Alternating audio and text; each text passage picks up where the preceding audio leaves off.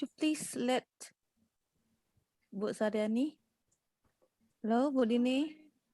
The host is still with the secretary. Yes. Okay. You can share screen. Okay. Okay.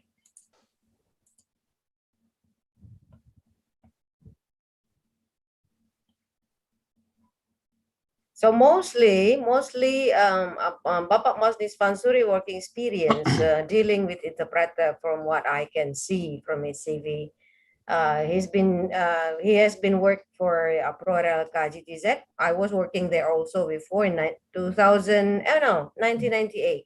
Oh, okay. Yeah, and then National Democratic Institute, the Carter Center as interpreter, Japan International Cooperation Agency, JICA, Assistant Research Interpreter, International Republican Institute, IRI. I believe this is IRI. Yep. Yep, okay. European Union Electoral Observation Mission, Assistant Long-Term Observers, General Election in 2004. Oh, I was in 1999. Me too. The NBI, that was in I 1999 as see. well. Okay.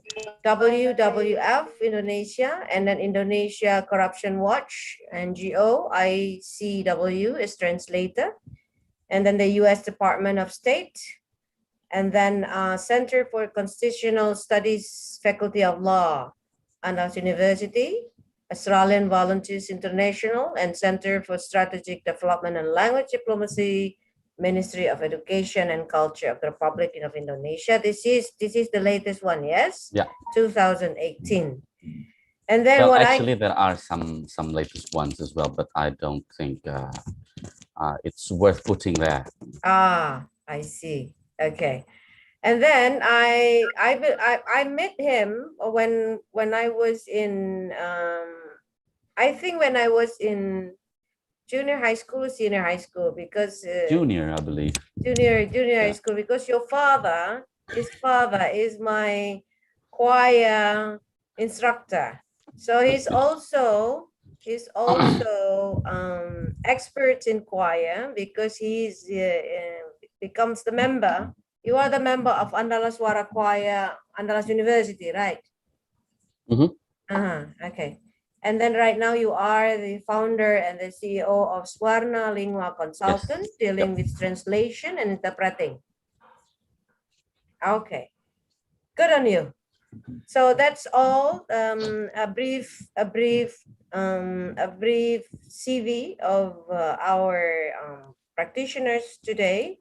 So without further ado, thank you, Ibu Dini. Without further ado, please, Pak Masni, for your talk about our topic today. All right.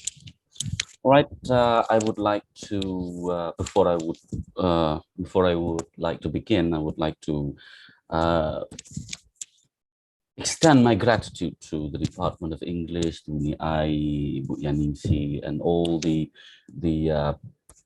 management in the Department of English at Padang State Polytechnics. All right.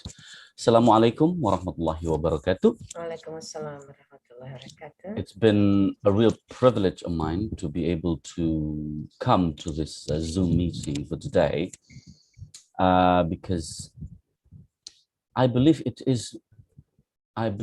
has been my passion. It's been my intention to share this talk with many youth, because throughout my experiences, I don't think that the youth quite understand their potential. And I think it is quite imperative to discuss about this topic, which is the urgency of the fluency in the English language. Is that right, Uniai? That's the topic, right? Yes, indeed. The topic today is the urgency of English language fluency in facing global working challenges. Oh, wow. That's quite a heavy topic, actually. But I would like to make it simple in the coming 1.5 hours. And I actually have prepared some presentations, some PowerPoint presentations. Prepared quite a plenty slides, but then I decided on last minute that probably I would just like to share experiences with you, mostly through discussion instead of looking at PowerPoint presentations, because it's going to be a cramped session later on if we do that. All right. How many participants are we having at the moment? How many students? Let's see. It's around 60. Around 60. Around 60. Wow, that's quite plenty. 60. All right. But I will, if you allow me, ladies, I will also share later the PowerPoint that I have prepared. It's not going to be plenty, but trust me, it's worth it. It's worth the time and the wait. Okay, so let me just go directly to the topic, the theme of our talk for today. The urgency to the fluency of the English language in facing global working challenges. All right. Where do we start? Let's see. Allow me to look at my PowerPoint and not share it with you yet. Okay.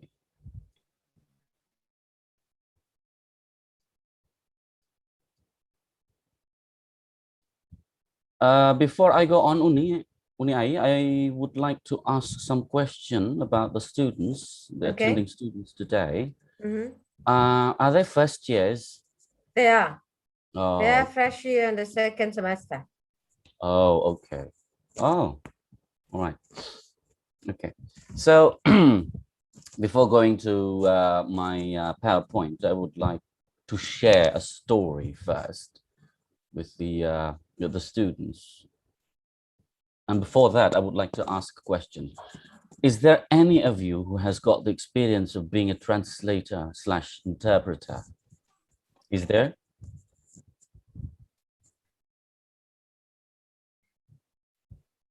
No? Nobody?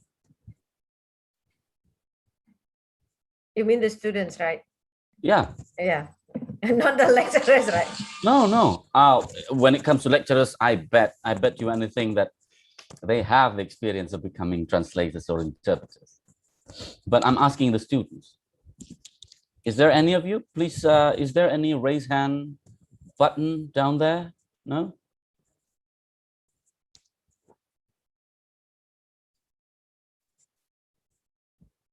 So nobody, okay. I take it as a nobody because nobody raised hand or nobody responded. So let me tell you something, folks. I started my interpreter career when I was still sitting as a student in my first semester in university. I started that career, and then it gives me pleasure in a sense that I go to new places. I get plenty of money. That's one good side of becoming translators or interpreters. And yeah, I met so many new people. Meanwhile, I'm a people person. I'm quite strong in that. Perhaps Nia knows best about me when it comes to that. I'm a people person. And that is quite important as well, because business relations is made, business contacts are made through this way. So my first experience as a translator and interpreter was in 1996, but when I was still a university student for only 1 month. Because normally in Unan, we start the academic year in September or August, and I got the job in September. And it's through the word of mouth, because a cousin of mine knew that I was really good in English. So she took me because she also took part in that GTZ project in Solo at that time. And she needs an extra 2 hands. And she invited me, so I jumped in. And yeah, I was there for about a month doing translation and interpretorial works. well, I had to skip classes, of course. But this is something that you cannot, I believe still, you cannot get in the classrooms, because as far as I'm concerned, even up to now, English department has yet to create certain specificity in order to make students to graduate as a translator. I think I'm right in that. And Uni Ai, is there any translation class in PNP? Yes, we focus on translation and broadcasting actually. Okay. So there are many hours of workshop in translation and workshop in broadcasting. Wow. Wow. That's very, very good. All right. Back then it was 1996. Thank you, Uni Ai. Back then it was 1996, and that was the year that ETS, you know ETS? Folks, students, do you know ETS? I believe lecturers know what ETS is, but I'm wondering, students know? No? Okay. All right. ETS, is it English testing system or English testing service, Uni? I think more to systems, eh? Yeah, testing systems, I believe. ETS is actually the organization, the organization that is responsible for TOEFL.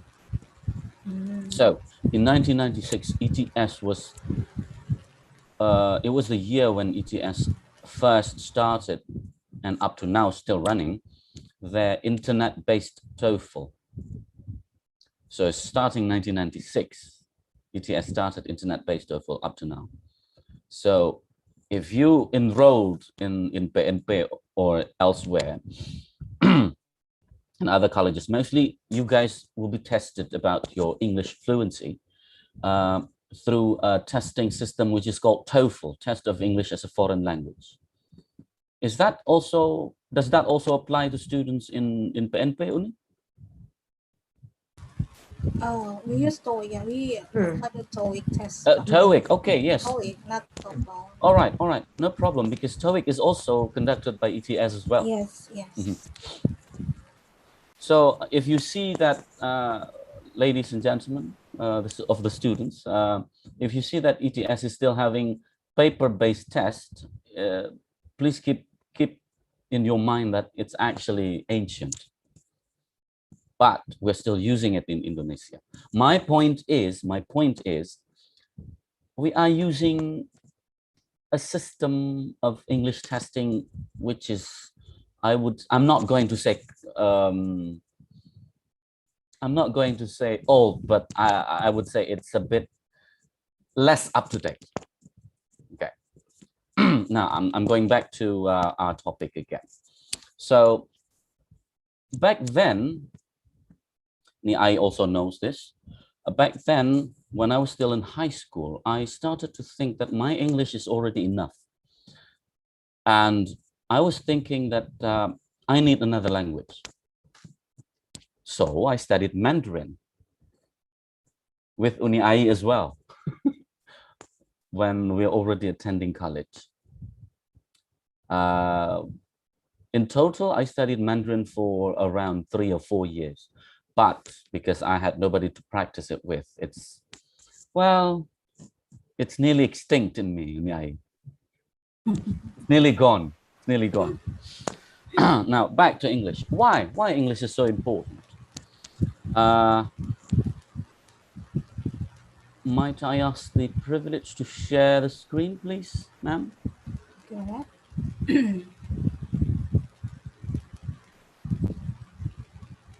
You can already, because it is multiple, already set multiple. All right. Okay, share screen.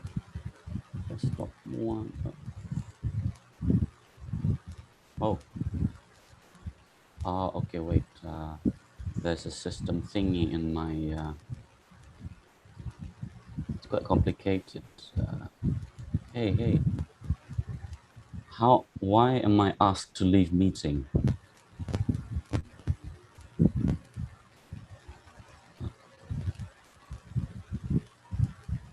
All right, here we go. Have you seen it, ladies, students?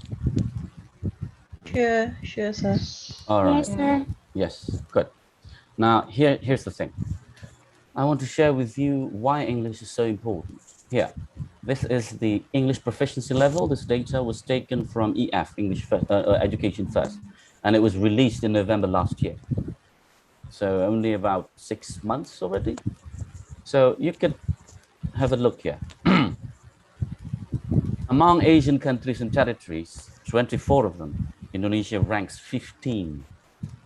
It's not even, well, out of 24, 12 is in the middle, right? So we're not even in the middle. We're in middle low. As you can see there, there is a legend here. Proficiency, very low, low, moderate, high, and very high. Only one country. Yeah, many people would look at this table. Oh yeah, because they were once colonized by the British. No, it's not because of that. Philippines was not colonized by the British. It was 400 years under the Spanish rules and around 40 years under the administration of the United States. Look at South Korea. They were conquered by the Japanese, and look at Japan here. Even worse than South Korea.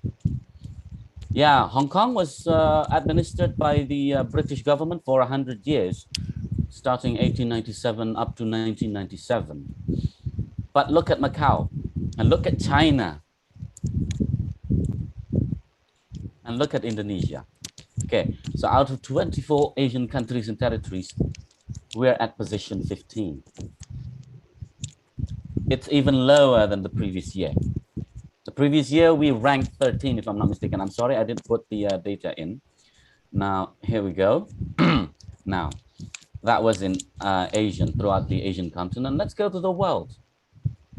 Now, Indonesia ranks 74th out of 100 countries. 74 out of 100. That means we're in the bottom quarter. Nearly in the bottom quarter. Because 75, well, yeah, we're just one position away from the bottom quarter. Low proficiency. And I believe it's quite sad. This is really sad. And let me go to another statistic. Aha, look at this one.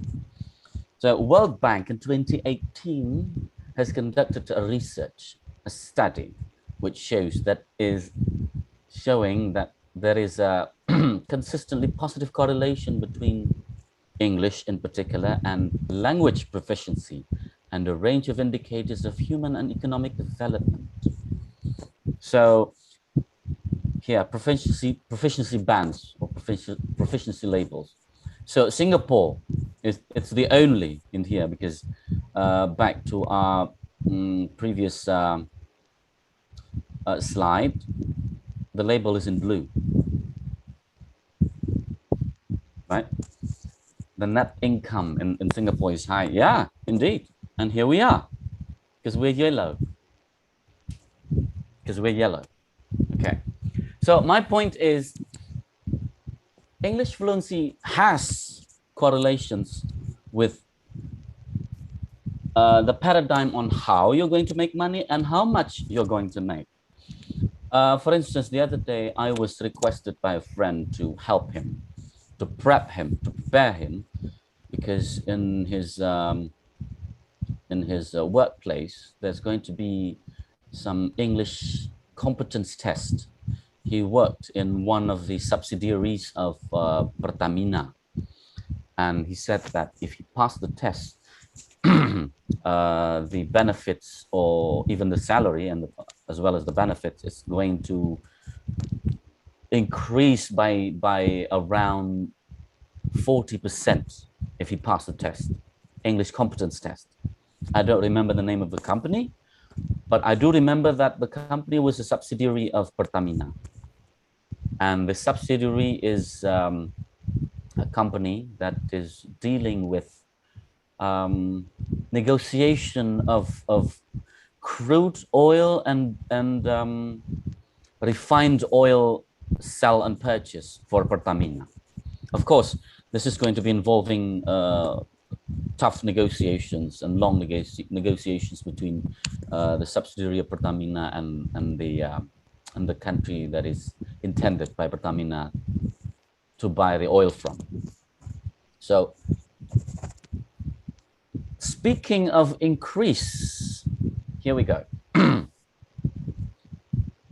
This is a statistics in the United States. Okay. Released by the Department of Labor in 2016. You can see here from the table that was created by the Department of Labor, monolingual workers and bilingual workers. So bilingual workers tend to get $15 to $20 more in terms of income compared to monolingual workers. Now, students, let me ask you this again very directly to you. Are you sure you still want to skip classes in the English department? Don't do that. Please don't. Don't skip classes. Even you gotta, how do we say that? You gotta have more attempts in order to become much more fluent in English. Okay. Now, the US Department of Labor thinks that translation and interpretation profession to be among the fastest growing occupations through 2020. Now we're already in 2021. Something happened last year, which is still going, the pandemic, okay? When the statistic was made, there was no COVID.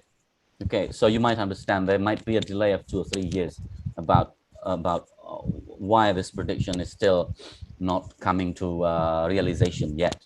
Please understand that. But before I go on, I would like to ask the students some questions. Are they allowed to answer, Uni? Yes, Doctor. Yes. Yes. Okay. So this can be interactive. For example, like anytime that you have the questions, okay, yeah, you can ask them. All right, students. As you can see that I shared a slide that translation and interpretation are 2 among the fastest growing occupations through 2020. Yeah. Okay, who among you students have the fear of the existence of Google Translate?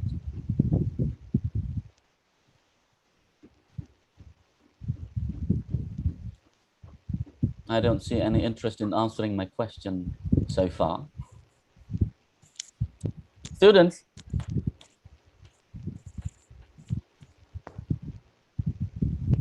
Yellow, are you there? What was your question again? Who here has any fear, any worry, any concern on the existence of Google Translate? Is there anyone? Probably you guys think that, oh yeah, nowadays we have Google Translate. Translators are not going to be needed as it was because the world is changing. Artificial intelligence are getting better each day. Probably you think that. What about you, Hilpendri and Hilpendra? Oh, we have twins. Yeah, we have twins. One in class, one in 1A, one in 1B. Hilpendri and Hilpendra. Okay.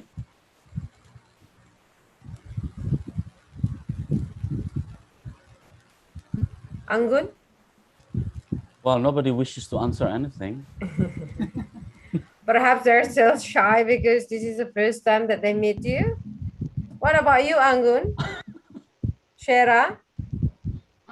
So let me repeat the question again. Is there any student here who have serious concern or even negative concern over the presence of Google Translate or any other language-related artificial intelligence? Okay, maybe we as the lecturers, yes, we do have the fear for that. Pak Masni. because you know what, if the students do that, it just ruin all the teaching that we have done, that we have conveyed to them, you know. That's a shortcut. Google Translate for me, Oh in yeah, my, they're making assignments in Bahasa Indonesia, and then they will yes, simply just put it in Google Translate, and yes, voila. yeah, to my concern, Yeah, Google Translate is just a shortcut without sweating, that you can produce an Okay. English translation. That's to Oh, my concern. okay. All right. Hmm. Well, that's a legit concern, because I also taught in the Department of International Relations of Andalas University for something like 6 years. That's quite a concern. But Uni, you can always tell who's cheating by using Google Translator or not. You can always tell. I mean, it's impossible. Well, it's not impossible, but it's astronomically highly unlikely when the student submitted a very fluent English assignment. Meanwhile, during the oral presentation in the class, they're terribly lame. That it's astronomically highly unlikely. You know, I mean, the competence between written and spoken English can't be that bad, right? I mean, yeah, the disparity between the skills, it can't be that bad if they're honest, if they're really studying and learning English correctly. You can always tell.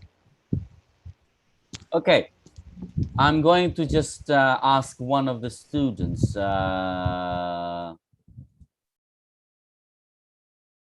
Because I need your inputs, guys. Okay, I'm going to ask Putri Farella Ramadhani. Yes, sir. Do you have any serious concern over the presence, over the coming of Google Translate or any other language related artificial intelligence? Sorry, repeat again, sir. Do you have serious concern or fear about the presence of Google Translate or any other language assisting artificial intelligence?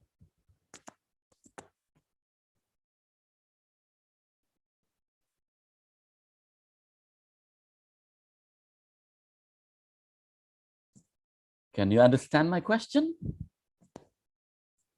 No, sir. All right. Okay, I believe I'm going to ask you in Bahasa Indonesia. Apa kamu itu punya ketakutan dengan kehadiran Google Translate atau aplikasi pembantu penerjemahan lainnya? Atau kecerdasan buatan lainnya? You do have the concern? Yeah. Okay, right. Okay, one says you're afraid, the lecturer says afraid, and the lecturer's concern is, I believe it's strongly legit. Sangat-sangat beralasan kalau your lecturers have the concern, because it is a shortcut. Indeed, I experienced it myself firsthand. So, but when it comes to you're all English department students, right, students? English department, right? Okay, so there is one profession which is not going to be, how do I say that? I will say it in Bahasa Minang, right? That is going to be indak lakang dek paneh indak lapuat di hujan. That is interpreter and translator. Because no matter how advanced the technology is, machines cannot replace human in terms of language, because only humans can generate language as we intended it to be. Uni, these students are second year students, right? They're still in second year? Second semester, I believe. Second semester. Okay, so are they later going to learn linguistics, Uni? No. No, okay. No. So we in the English department, as a part of the English department, I studied linguistics, and one of the major feature of language is that language is human.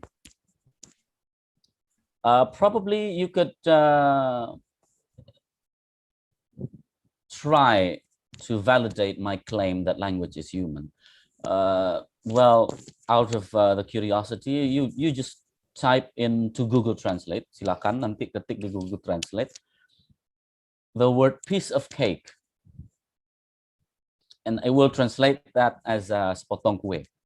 Meanwhile, in terms of idiom, that's not what we want. That's not what the translation that we are looking for.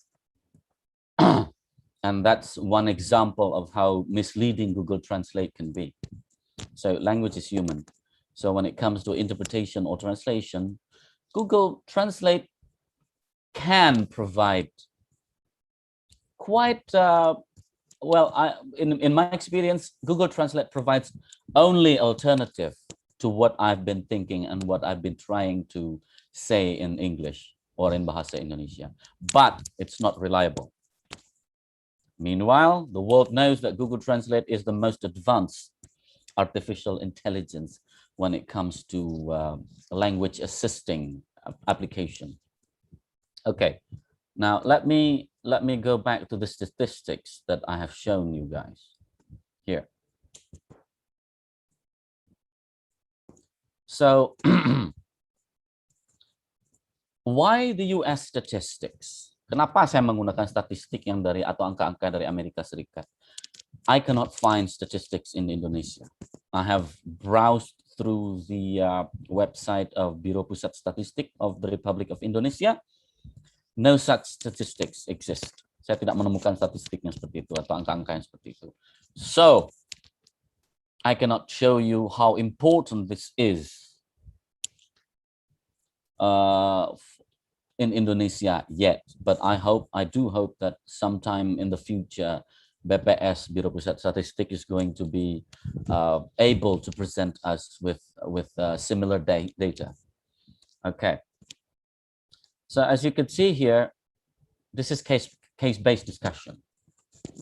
And here, related to this monolingual worker and bilingual worker, Padang earthquake 2009.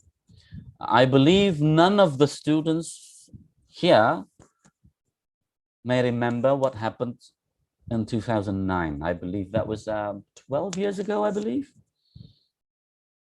Yeah, probably you were still 5 or 6. Am I right? Armadillah Hanum? What age were you? What age were you when this earthquake occurred?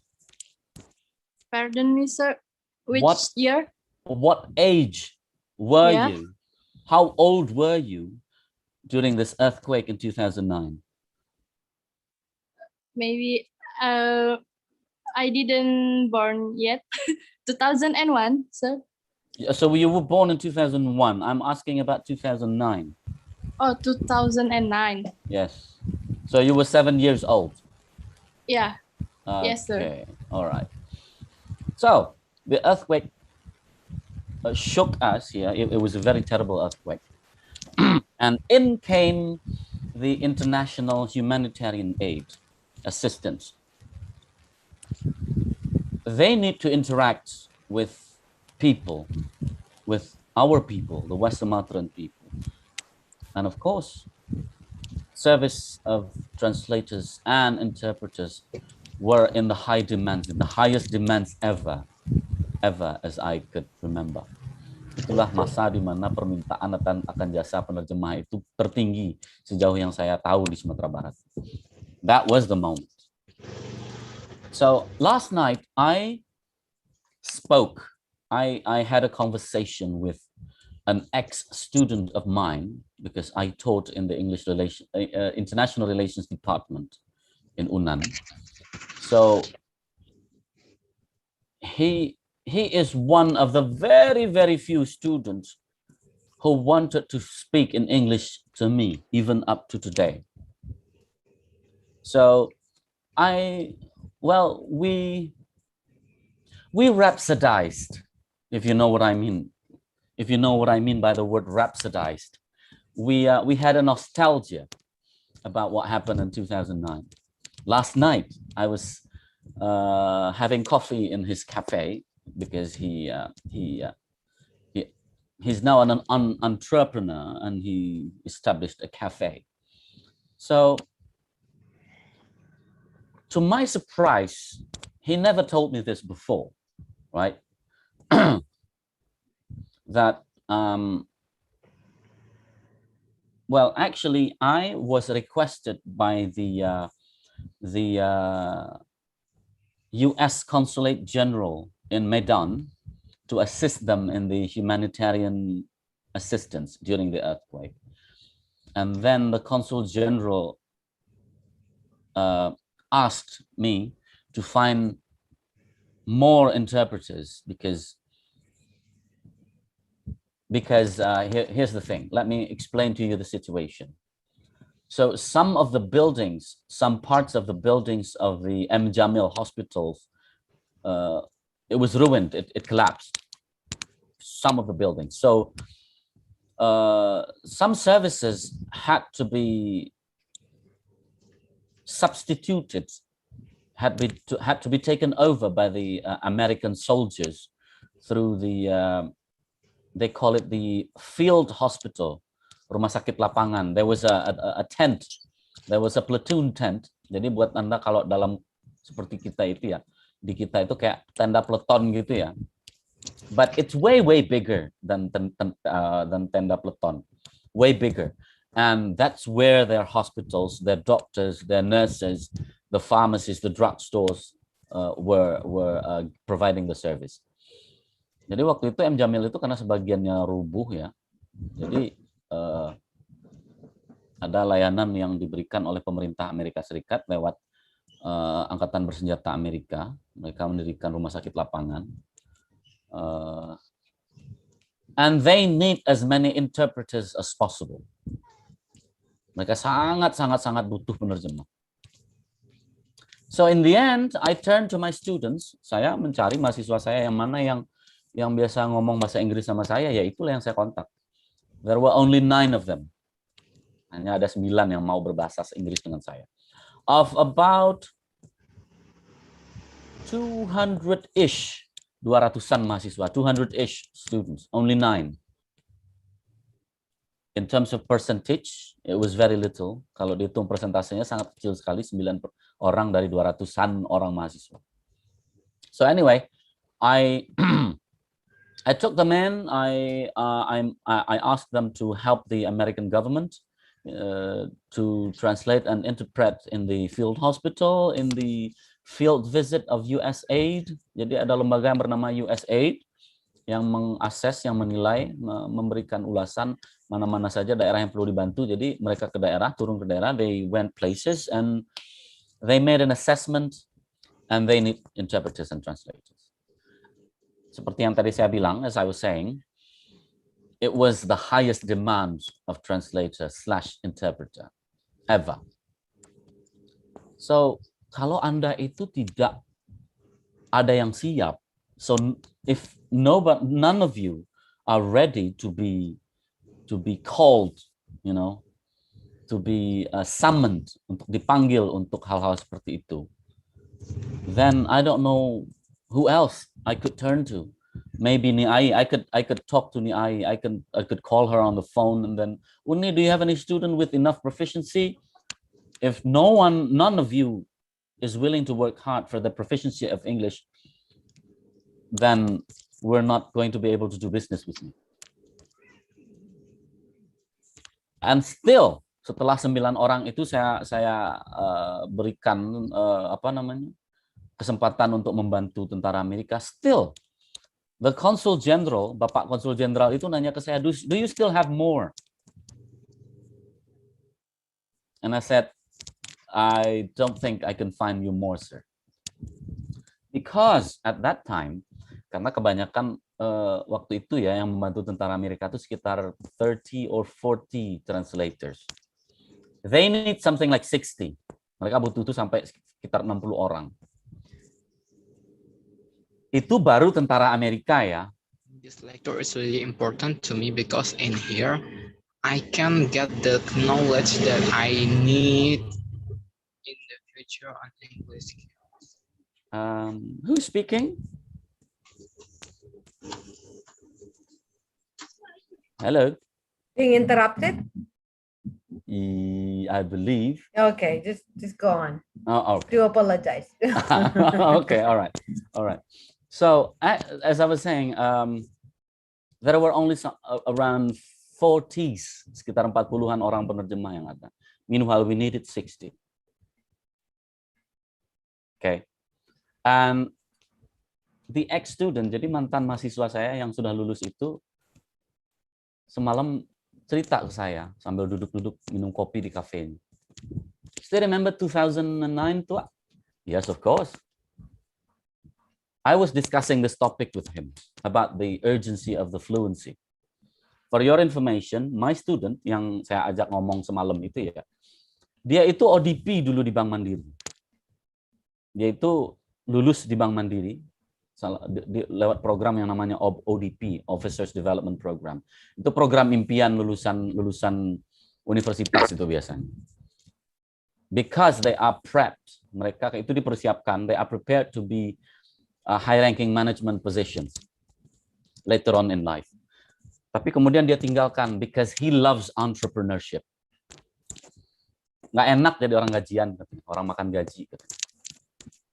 But he spoke English and he told me for sure that because of his English fluency, there is a chance for him while he was still working.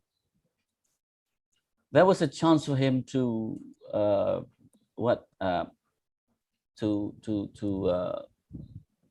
take on high positions at such a young age. Saya tanya ke dia semalam, how old are you now? And he said 30. And he resigned from Bank Mandiri about 3-4 years ago. So he was 26 or 27 when he resigned. Jadi dia tuh berumur 26-27 saat dia mundur ya. Waktu dia resign dari Bank Mandiri. Yang dia tinggalkan itu adalah kepala kantor cabang pembantu. That's what he left. I was curious, so I asked him, 26 and you're already kepala kantor cabang pembantu?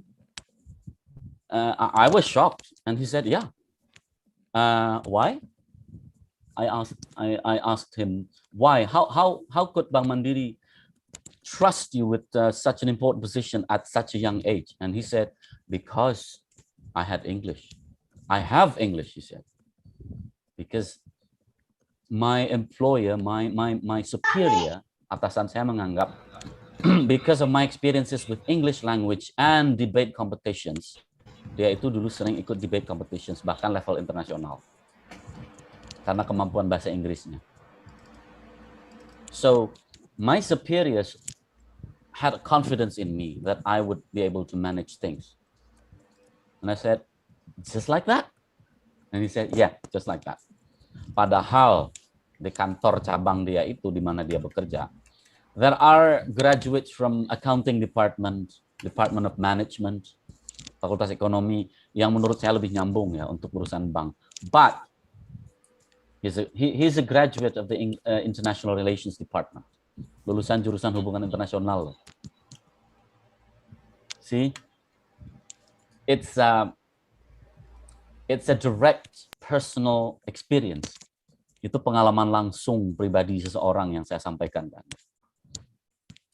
Okay. Now, another student of mine, his classmate, teman sekelasnya.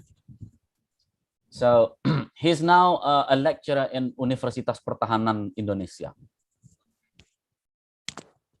International Relations Department. The first time he spoke English to me, it was a broken English. But I didn't laugh at him. Saya tidak mengetawai dia. Saya tidak bilang, perbaiki dulu bahasa Inggrismu baru ngomong ke saya. No, I didn't say that. I nurtured his English. Come on, you can do it, I said. And then in the end, after learning English, I met him last week because after this pandemic hit us in the world, he only had the time to visit his parents last week. Dia baru bisa mengunjungi orang tuanya itu minggu lalu ya. Itu pun bertepatan dengan adiknya married. Dan kami bicara-bicara. He asked me to meet him. I really miss my good old lecturer, he said. And okay, let's meet, I said. So we met. He's now a lecturer in the Universitas Pertahanan Indonesia, teaching English class in there, only trying to teach English class. And now he's learning Russian at his disposal at the moment. Okay, dia belajar bahasa Rusia sekarang. He's now learning his third language. Dia sedang belajar bahasa ketiga. Okay.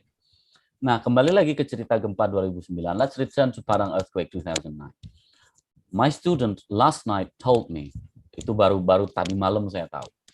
You know, thanks to you, I managed at that time, at that moment, thanks to you, I managed to buy a complete set of SLR kamera digital SLR satu set, dan kemudian dia bisa membeli komputer yang memenuhi standar gaming satu set, karena saya kasih dia job itu. And I was stunned. Saya benar-benar kaget. Really? How come you never told me? You see the digital SLR that I brought while studying? Yeah, that one. Oh, so it's from that? I asked him. Yeah, I said.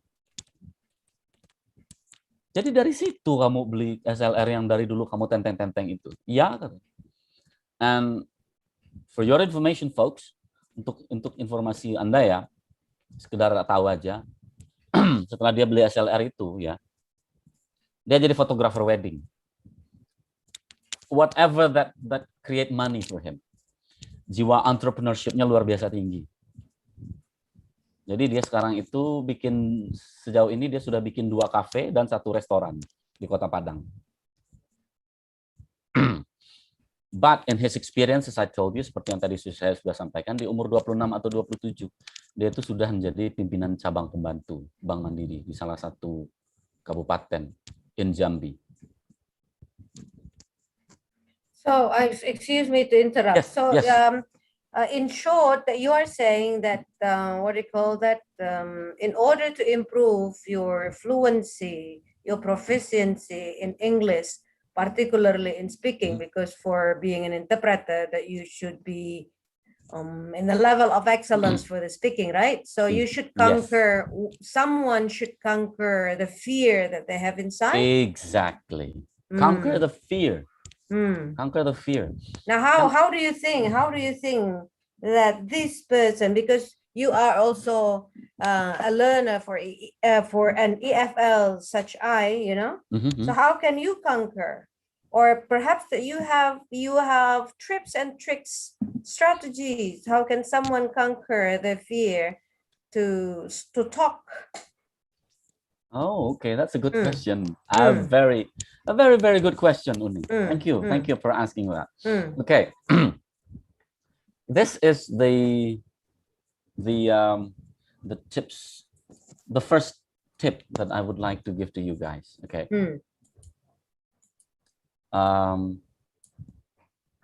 How am I going to say it because I'm afraid that you're going to be angry at me if I say it plainly, Uni. Okay, my experience in order to answer that question, Uni. Perhaps you still remember, Uni Ai, we used to have English speaking day in the English department. Yes. It was on Thursday, I believe. Yeah, Thursday or Wednesday. Yeah, but Thursday, around those days. Around Thursday or Wednesday. Yes. Okay. And I believe we were the only two who obey that, right, Uni? Jadi ya students, dulu kami itu di jurusan sastra Inggris itu kami punya yang namanya English Speaking Day, hari berbahasa Inggris harus. Dan saya bisa bilang juga, saya dengan Ibu Saryani ini, we were the only two who stick to the rule. Kami yang patuh sama aturan itu. Setahu saya nggak tahu dengan senior yang lain. Karena senior yang paling dekat sama saya itu Niai. Gitu. Nah, dengan adanya apa? Udah ada nih English Speaking Day, ya. English Speaking Day was enforced, was enacted, still, when it comes to speaking English, you know what my classmate said to me? He's just bragging. Dia cuman mau pamer bahasa Inggrisnya. That's what my classmate told me. Perhaps this is familiar, students. Mungkin ada di antara Anda yang mengalami hal yang sama. Saya kuliah di sastra Inggris, saya berbahasa Inggris dengan teman. Ada orang lain yang bilang, oh, he's bragging. You know, those who say that, ya, mereka yang bilang kalau I'm just bragging, I may categorize them as people who wants to drag me down with them. So how can you deal with that? I just don't give a shit. Oh, oops.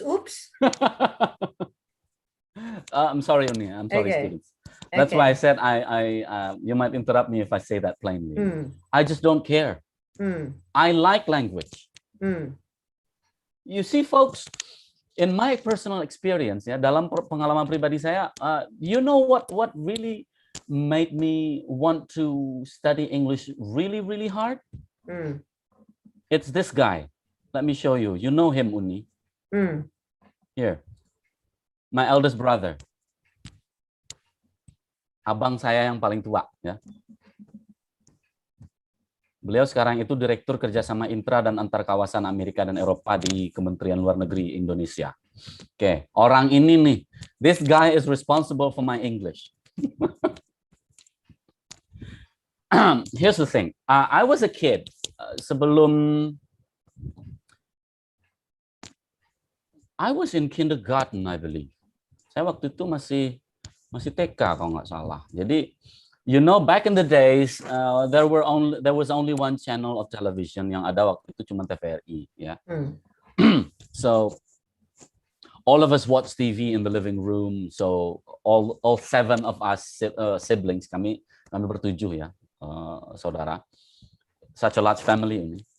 7 orang saudara. Ya kami kalau biasanya nonton itu kan ya satu TV bertujuh lah, ya. Sementara my mom and dad had their own TV set in their room gitu, ya. Nah,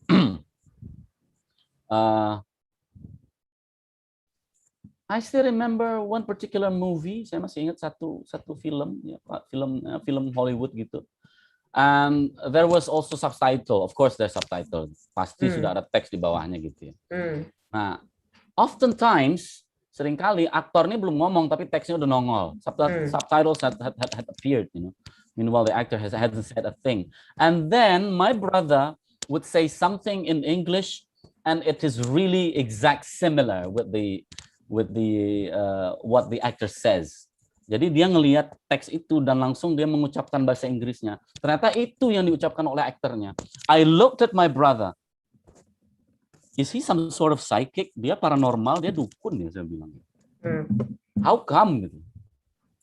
And then I told myself, if he can, I can.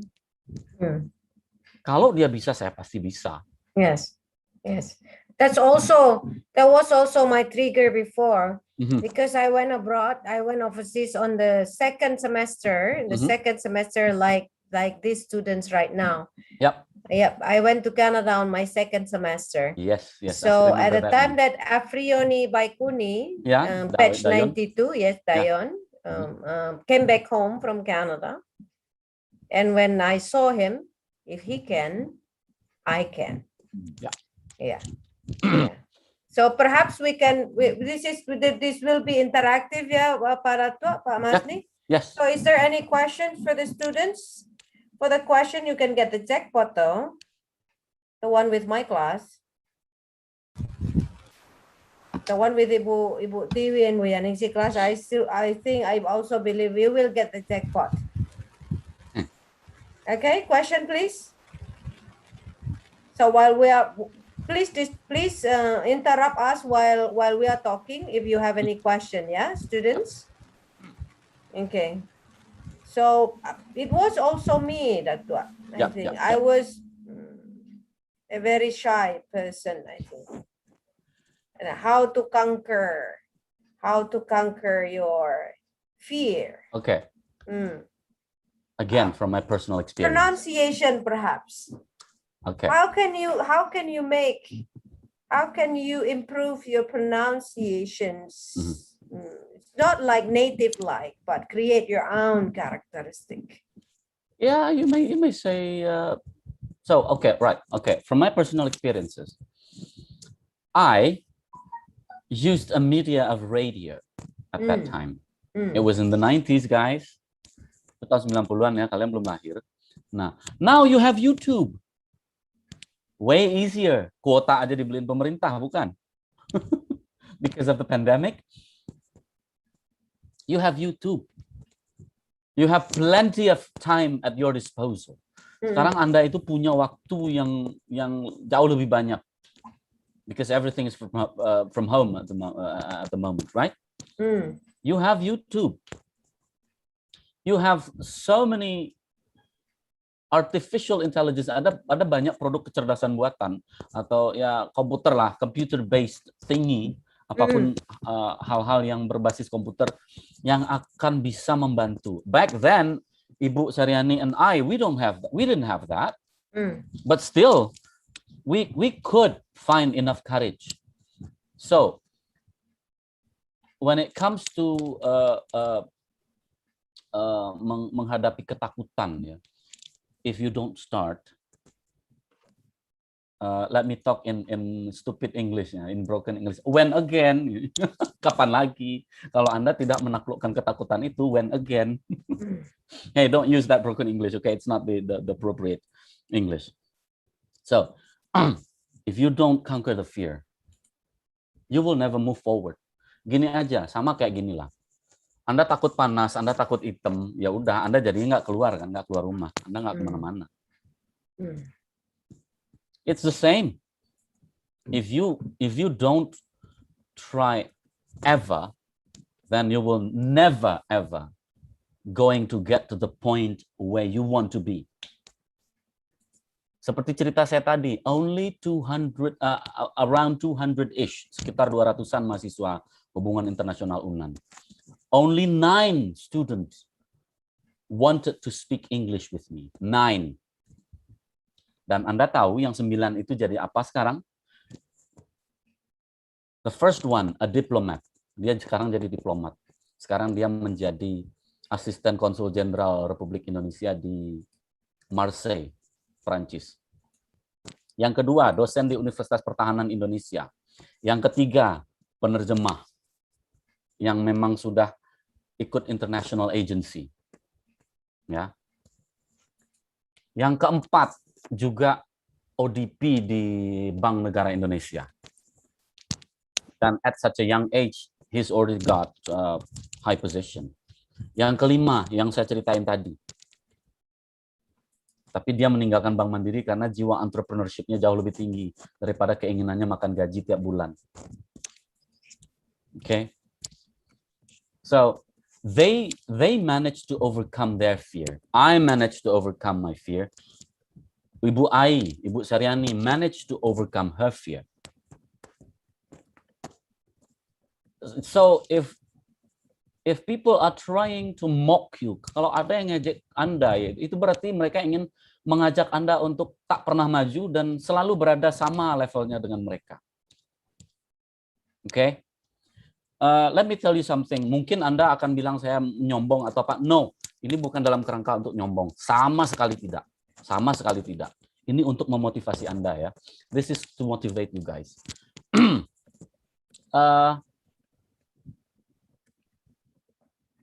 Once I work as an English instructor in RAPP. That is a paper and pulp company in Pelalawan in Riau. So they had what they called ALI in the company. Jadi di perusahaan itu ada yang namanya lembaga bernama ALI. It's called April Learning Institute. Jadi kurang lebih sama kayak pusdiklatnya lah, pusdiklatnya RAPP. So I taught English there. Before I was assigned there, I had to take an English test, and I was given a TOEFL test. Okay.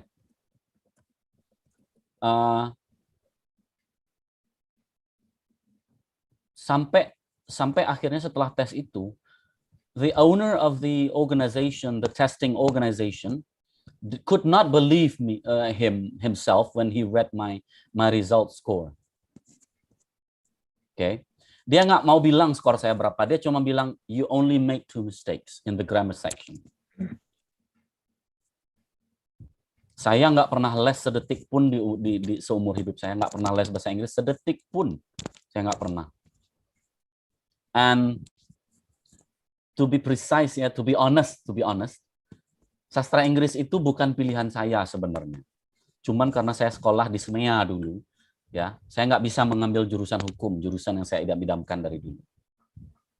I was not allowed to because the regulation at that time didn't allow me to take law school to attend university. Jadi waktu kuliah saya nggak diizinkan karena saya lulusan SMEA.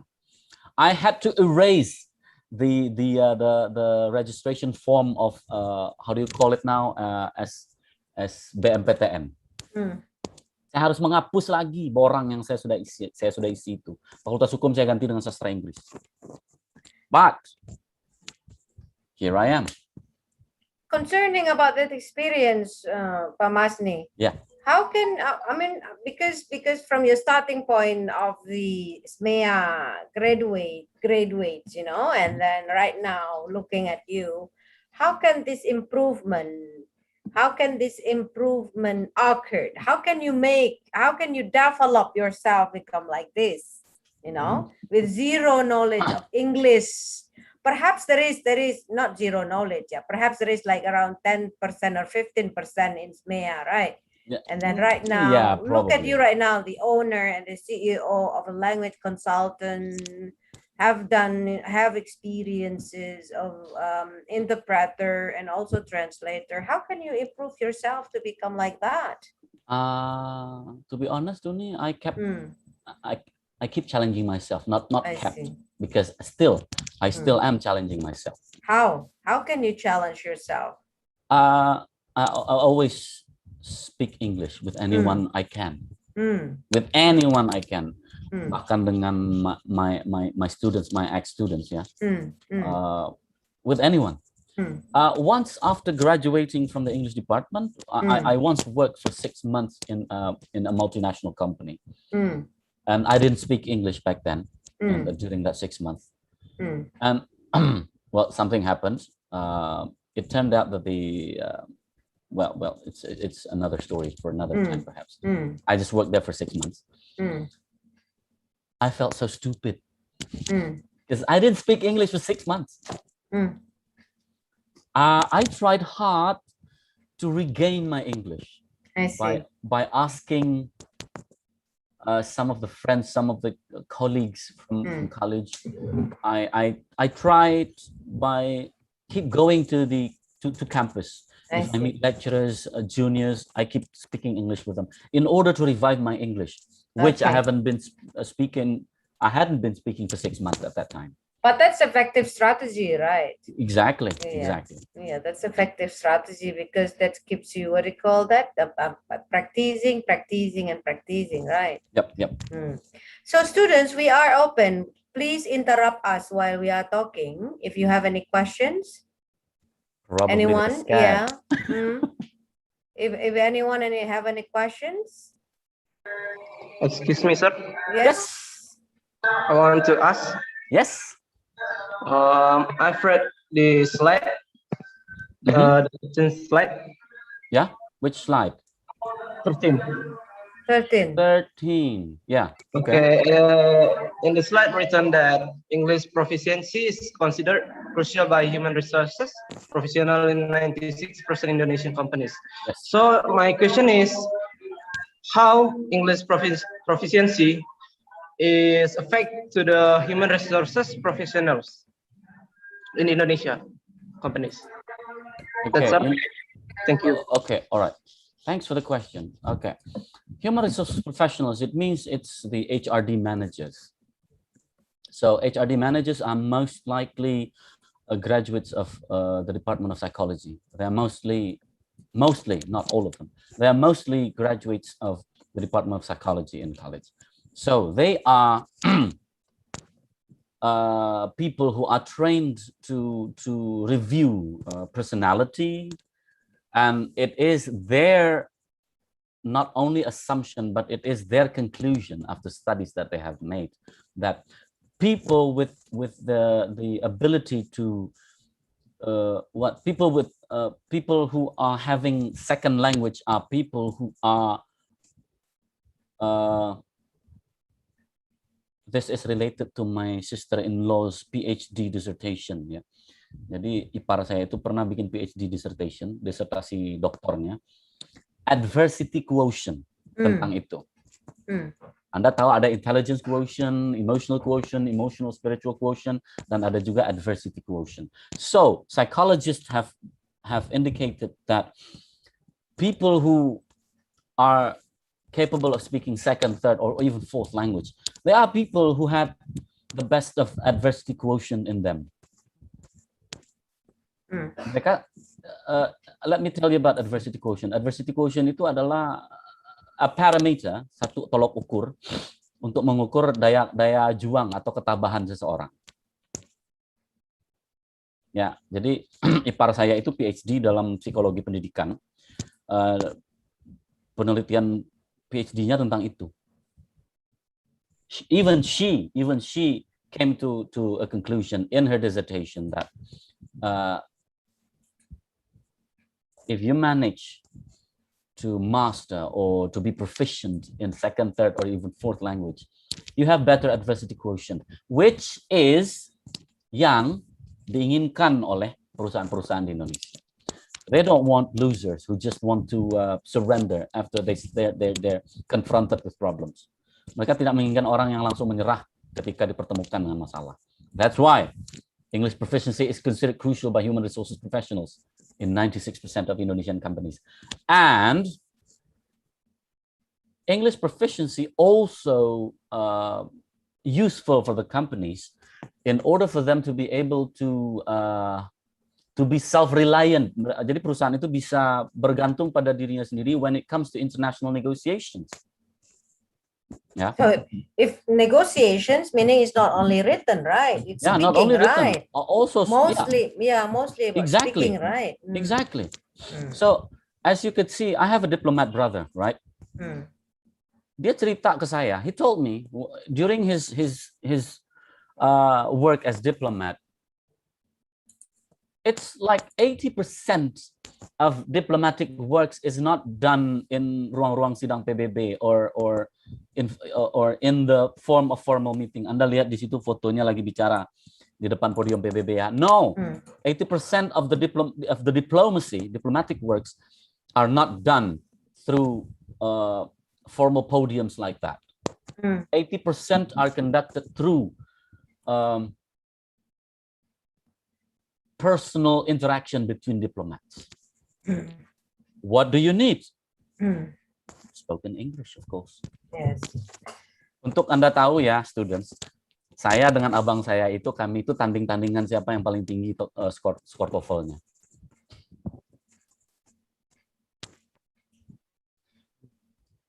Such a crazy thing to do ya, Uni. But it's crazy positive. Yeah. It's crazy positive. That's why I said to you, he is responsible for making me who I am at the moment. Yeah.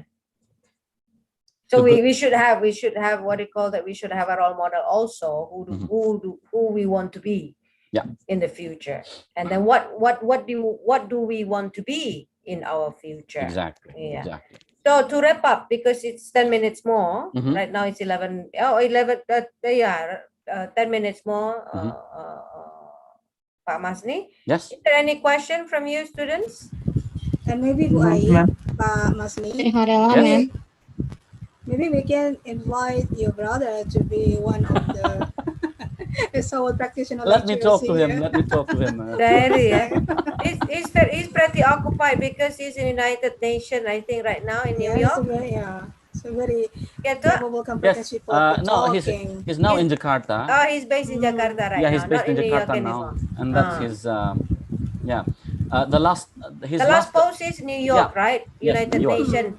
Dirjen for United Nation in New York, Mbak. Yes, exactly. Yeah. Okay, Anggun Farella, Anggun and Putri Farella, please. Anggun first. Thank you, ma'am. Hmm. Excuse me, sir. My name Yes. is Anggun Fatimatul Zahra from Wansi. I just Okay. want to ask you about one of our ways to improve our speaking is to practice speaking English with other people. I mean here outside of college class friends. Of course, I've tried this method to get foreign friends. Sometimes I often get things that I shouldn't receive. So, is there any special tips from you Mhm. how to improve our English speaking without a friend to talk to? That's all, sir. Okay. Thank you. Thank you. It's a very short answer, yeah, Pak Masni. It's Yeah. 5 minutes to go. All right. Okay. Let me try to shorten it up. Okay. You have a technology which is called AI, artificial intelligence, in the form of smartphone, in the form of laptop, in the form of the internet. Okay. Here's the thing. This is something that I never did, but most of my students in the past do this. They even try to record themselves. Okay, try to record themselves and then replay the recordings of themselves. How am I improving each day? And then they also consult pronunciation guide from Google. Some of them even consulted from Siri, because they use iPhone. Even for digital assistants like that, you have Siri, you have Cortana, you have Alexa, you have Google, right? At least four digital assistants, artificial intelligence assistants that help you with anything in your life. For example, let's say that you have Siri on your phone. Perhaps you say something to Siri, to your laptop or to your iPhone, and then Siri replied, "I'm sorry, I didn't get that." It means there is something wrong with your pronunciation, right? Yeah. Try to improve it until the artificial intelligence device understands you. That's one of the challenges. That's one of the closest challenges that you can implement to your own gadget. All of you have smartphones, right? Perhaps you have a digital assistant named Siri or Google Assistant. You can do that. Even I do that for fun, you know. For example, I would just say, "Hey Google, are you in relationship?" Well, you may say stupid things, but it helps me to maintain the pace, to maintain the quality of my pronunciation. Okay, I'm good. Okay, I hope sir. that answers your question. Okay, thank you so much, sir. You're most welcome. Yeah, Putri Farella, yeah. The second one is Putri Farella. The last question, Chess. Yes, ma'am. Okay. Hello, sir. My name is Putri Farela Marani from Wansi English Department. Yes. I want to ask you, when someone say English to me, I understand what he say, but I'm confused and when answering and arranging word, and I nervous.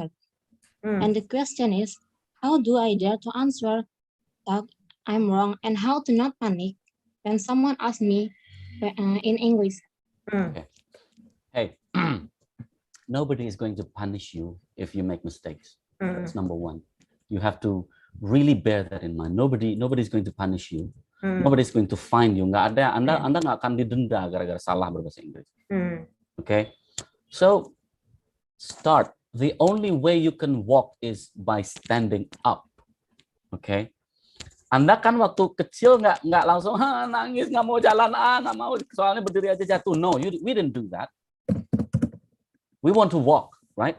So if you want to walk and even run or even do a marathon in English fluency, you must be able to muster, untuk mengumpulkan, to muster enough courage. I had that problem earlier in my life, not anymore. I had that problem earlier in my life in junior high school, but I conquered it. So, saya punya teman ya. I have a friend. He's up to now he speaks really broken English. Okay, really broken English because he decided not to graduate from Unan. Dia memutuskan untuk tidak datang lagi kuliah. And you know what he did? He went overseas. Dia pergi ke luar negeri, tinggal di luar negeri. And you know what? With this kind of English, he said to me, with this kind of broken English, I sold. He said, he asked me, sold. I said, okay. I sold 40 planes to Cambodia. Dia menjadi makelar untuk pemerintah Kamboja membeli pesawat CN235 ke PTDI. Oh. I have only broken English, he said. Bahasa Inggris gua tuh patah-patah, katanya. Masni, katanya. But look at me, last month, at that moment, he came to Padang, he returned to Padang, and he asked for us to meet. He asked us to meet. So we met, and he told me last month, I became a middleman. Saya menjadi makelar. I became a middleman in the negotiation contract between PT Dirgantara Indonesia and the government of Cambodia. 40 planes. And I said, wow, that's a lot of commission, I said. So, if you don't have enough courage, you won't be there. Dan tadi yang saya sampaikan ya, apa yang saya sampaikan tadi, yang saya bilang, if nobody's going to punish you, nobody's going to give you fine or imprison you because you make mistakes in English. That's exactly his words. Itu kata-katanya dia. Okay, Putri? Okay, sir. Thank you, sir. So, my advice to you, be courageous. If you don't start, nobody else is going to start it for you. It's for your own good, okay? Yeah. Thank you very much, Arikul. That's all. Arikul Anggun and then Putri Farila. Awesome questions. Yes. Impressive. Yes. So thank you very much also, Pak Masni Fanshuri, for your sharing with us about this English proficiency. Perhaps what I can wrap up for today's lectures, that courage, self-confidence is number one. Oh yeah. So you don't what do you call that? Even though that even though that you have just a few knowledge of English, but the most important thing is you have the passion, you have the determination to learn English, as English is not our mother tongue, is also not our second language, but our foreign language. Like what you said in the beginning, that you learn Mandarin. That we learn Mandarin, and you learn Dutch, but I did not learn Dutch. Yes, I learned Dutch. English, so that's the what do you call that? That's the most important thing, the significant value that someone should put in order to develop themselves, in order to face the working challenges, the global working challenges. May I interrupt for 2 or 3 sentences, Uni? Yes, you may, please. Okay, thank you, Uni. Students, language develops. Okay, so if you don't develop yourself starting from now, you're doomed. Okay, you're doomed. Just for example, this word. Let me ask you, how do you say baper in English?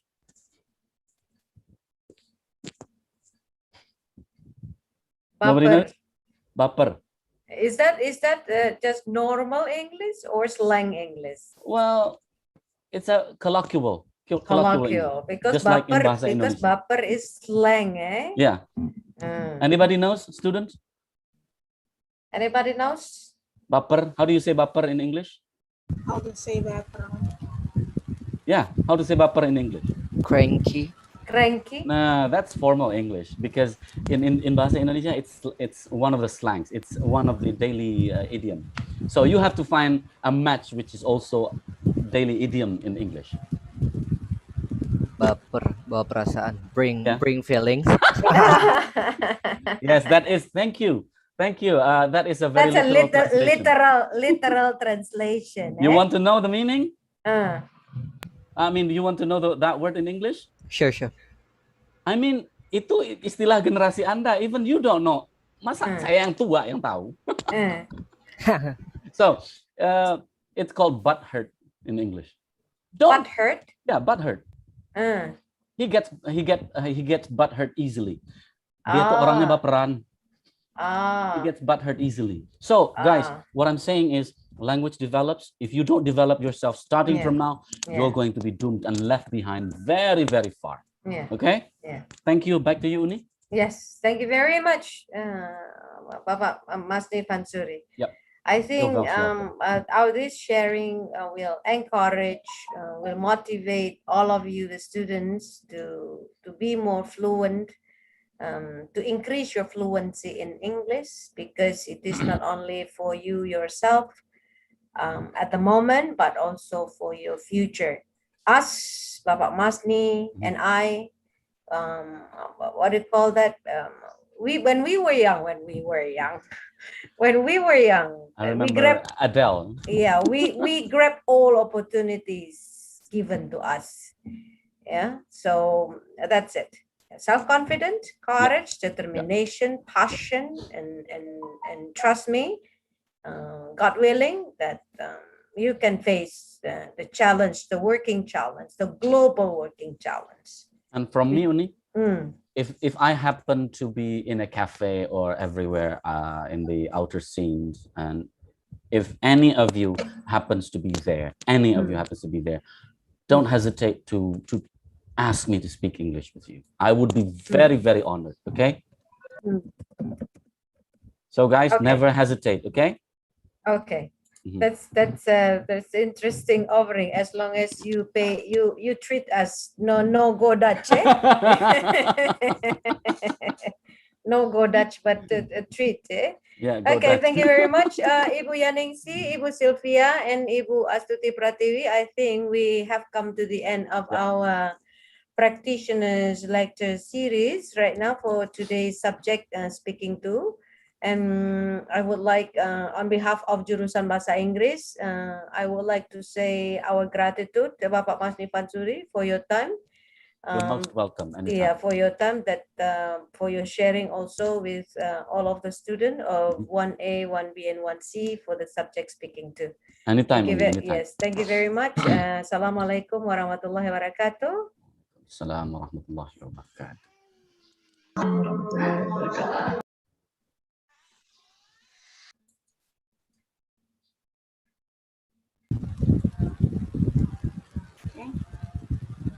Mr. Masni has left, ya, Bu. Mr. Masni has already left the Zoom.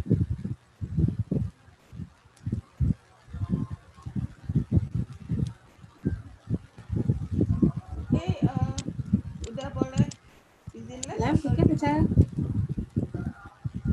Why? Boleh untuk teman-teman di sini. Absensinya sudah diambil, sudah cek, saya akan bikin laporannya. Bisa dikirim nanti Bu Tiwi? Bisa segera dikirim Bu Tiwi? Ya bisa. Ya, nanti jam 3 semuanya, guys. Bu Sil, so what about the documentation, Bu Sil? Yeah, okay. So, should I send it to you or to Bu Ai? Me okay, because I will make the reports for this. To Bu Yaningsi lah ya, because Bu Yaningsi. Through WA, Bu. Nggak apa-apa, it's okay. Through WA, Ya, it's okay. dia terpisah itu, Mbak. Terpisah, Mbak. Maksudnya? Foto, oh ya nggak apa-apa, silakan masukkan aja, nggak apa-apa. Nah, Oh ya, masukkan aja di laporan. Oke, untuk surat tugasnya ada, Bu. Surat tugasnya, as you know, surat tugas untuk ini ada surat undangan dari. Tidak, surat tugas nggak ada. Itu hanya surat undangan saja. Surat undangan saja. Untuk. Oke. Ya, Bu TV, Bu Sil, I'm waiting.